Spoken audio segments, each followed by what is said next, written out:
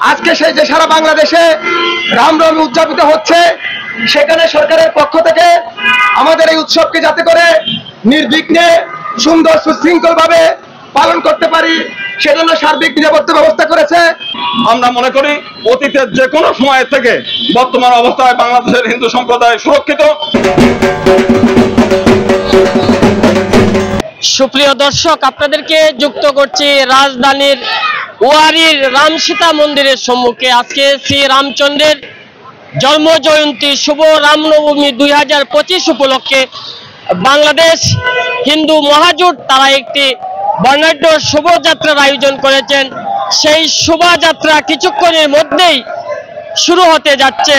আমাদের জীবন দর্শনে আমরা যদি শ্রীরামকৃষ্ণের জীবন দর্শন পালন করি তাহলে আমাদের এই সমাজ ব্যবস্থার উন্নতি হবে। আমরা এই বাংলাদেশে জন্মসূত্রে যারা বসবাস করি, হিন্দু মুসলিম বৌদ্ধ খ্রিস্টান সবাই একাকার হয়ে সাম্প্রদায়িক সম্প্রীতির মধ্য দিয়ে আমরা বসবাস করে আসছি। আমরা বিশ্বাস করি এই বাংলাদেশের ভূখণ্ডে হিন্দু মুসলিম বৌদ্ধ খ্রিস্টান সহ যে যে ধর্ম আছে সেই ধর্মের অনুসারীরা অত্যন্ত সুশৃঙ্খল এবং শান্তিপূর্ণভাবে তাদের ধর্ম আচার পালন করতে পারবে। আমরা কৃতজ্ঞতা জানাচ্ছি বর্তমান সরকারকে। আমরা সাম্প্রতিক সময়ে দেখেছি শারদীয় দুর্গা উৎসব, আমাদের গতকালকের লাঙ্গলবন্দে স্নান সহ আজকে সেই যে সারা বাংলাদেশে রামনবমী উদযাপিত হচ্ছে, সেখানে সরকারের পক্ষ থেকে আমাদের এই উৎসবকে যাতে করে নির্বিঘ্নে সুন্দর সুশৃঙ্খল ভাবে পালন করতে পারি সেজন্য সার্বিক নিরাপত্তা ব্যবস্থা করেছে। বিশেষ করে বাংলাদেশ সেনাবাহিনী, বাংলাদেশ পুলিশ বাহিনী, র্যাব সহ বিভিন্ন গোয়েন্দা সংস্থার পক্ষ থেকে যে আমাদের আজকের এই উৎসব আয়োজনকে অত্যন্ত আনন্দঘন পরিবেশে করার জন্য যে আন্তরিক সহযোগিতা করেছে, সেই কারণে বাংলাদেশ জাতীয় হিন্দু মহাজোটের পক্ষ থেকে বাংলাদেশ সরকার এবং বাংলাদেশের সকল আইন শৃঙ্খলা রক্ষাকারী বাহিনীর প্রতি আন্তরিক কৃতজ্ঞতা এবং ধন্যবাদ জ্ঞাপন করছি। সকলকে শুভ রামনবমীর শুভেচ্ছা জানাচ্ছি। ধন্যবাদ সবাইকে। পরমেশ্বর ভগবান শ্রী রামচন্দ্রের আজকে শুভ জন্মদিন। এই আবির্ভাব তিথিতে আজকে যারা উপস্থিত হয়েছেন সকলকে আমার অনেক অনেক ধন্যবাদ।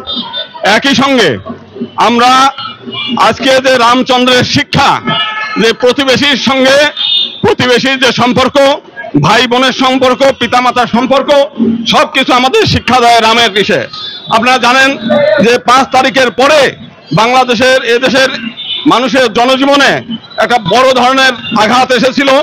আজকে ধীরে ধীরে বর্তমান সরকারের ঐকান্তিক প্রচেষ্টায় আইন শৃঙ্খলা আবার পুনঃপ্রতিষ্ঠিত হয়েছে।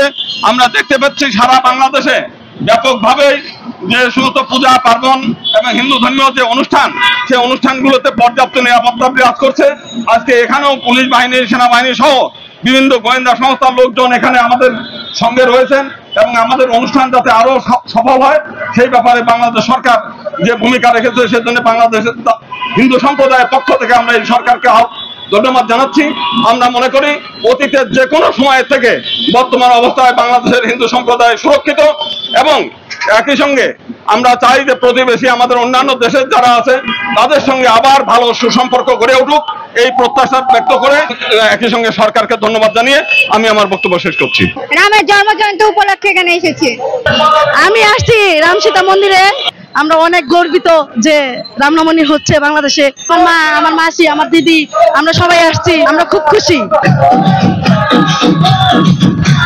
আজকে শ্রী রামচন্দ্রের আবির্ভাব তিথি উপলক্ষে আমরা আজকে এই শোভাযাত্রা বের হব।